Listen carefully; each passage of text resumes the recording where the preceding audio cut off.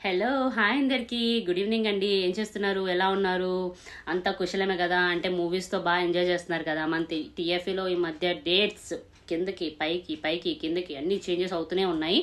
But మనం రెడీగా ఉంటాం ఎప్పుడు సినిమా రిలీజ్ అవుతుందో చూద్దాం అనేసి.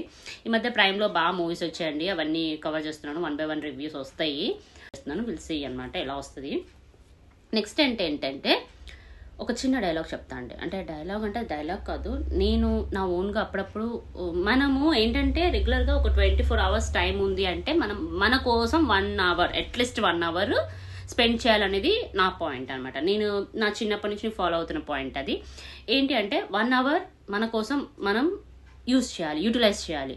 సో ఆ 1 hourలో నేను ఎప్పుడు కూడా పాయింట్స్ రాసుకుంటూ ఉంటాను అనమాట. 1 point మీతో నేను షేర్ చేసుకోవాలనుకుంటున్నాను. ఏంటంటే నీకు చదివే అవగాహన తెలివి ఉంటే నీ ఎదుటి మనిషి అవ్వనివ్వండి, ప్రతి మనిషి అవ్వనివ్వండి ఒక పుస్తకమే అని నా ఫీల్ అనమాట. అంటే నీకు చదివే తెలివితేటలు ఉంటే ప్రతి మనిషి ఒక పుస్తకమే అని నా పాయింట్. ఎందుకు అంటే ఇప్పుడు కథలు అంటే చెప్తాయండి, చాలా కథలు మన చిన్నప్పటి నుంచి పుస్తకాలలో ఉన్న కథలు చెప్తాయి, మూవీస్లో వచ్చే కథలు చెప్తాయి, నావెల్స్ ఉన్నాయి, ఇంక ఈ మధ్య అయితే వెబ్ సిరీస్లో కూడా కథలు చెప్పేస్తున్నారు. సో అన్ని రకాలుగా అన్ని కథలు చెప్పేవాళ్ళు అందరూ హ్యూమన్ బ్రెయిన్సే, అందరూ మనుషులమే. నాట్ ఏ వర్జన్ వచ్చినా, లేకపోతే ఆడియో వర్జన్స్ వచ్చినా, యానిమేటెడ్ వచ్చినా, అదే మన 3D వర్షన్స్ వచ్చినా, ఏదైనా మనిషి మనిషి బ్రెయినే కనిపెడుతుంది.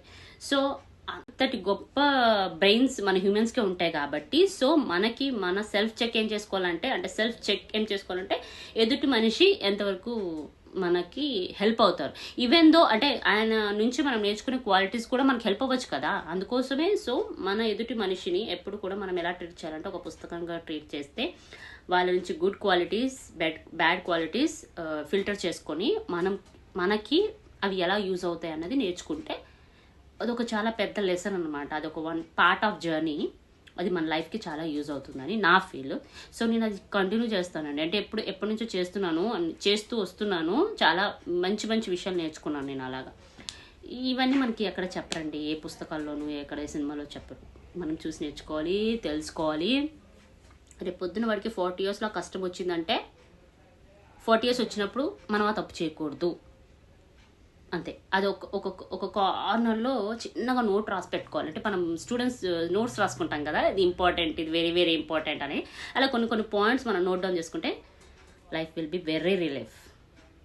ఈ పాయింట్ మీకు ఎలా అనిపించిందో కామెంట్ సెక్షన్లో మాట్లాడుకుందాం. మరి ఇవాళ పాయింట్ వచ్చేసి అదనమాట.